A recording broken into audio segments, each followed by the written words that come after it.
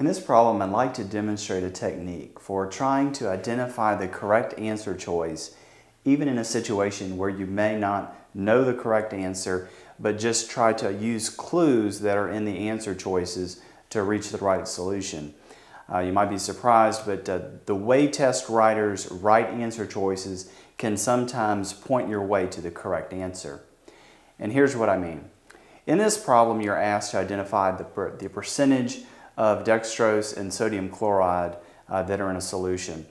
And let's ignore what the exact numbers are given in the problem and only focus on the answer choices. Here we have dextrose 5%, sodium chloride 0.9%, dextrose 5%, sodium chloride 0.225%, dextrose 5% with no sodium chloride, dextrose 4%, and no sodium chloride.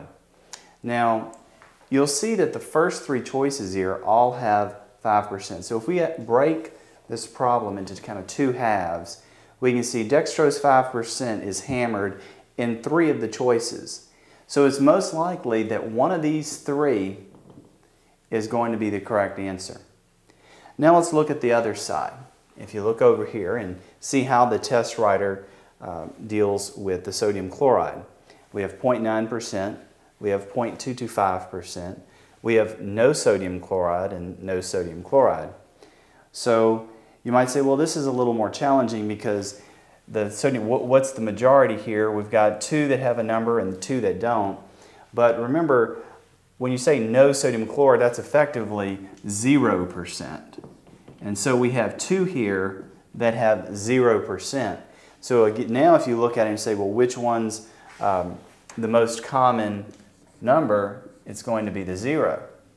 And so then if you pull back and say, well, which answer choice pairs the majority solution on the first half of the problem and the majority solution on the second half, it's going to be choice C, which has 5% and 0% over there.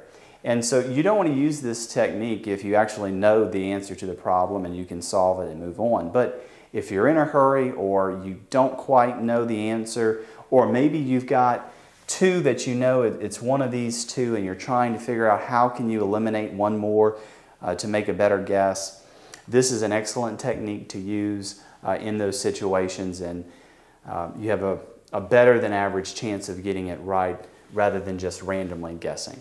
Because you're trying to take what the test writer is trying to do in terms of misleading you on certain answer choices and using that against them. And so if you have to guess, you would want to guess C based on the clues that are in the answer choices.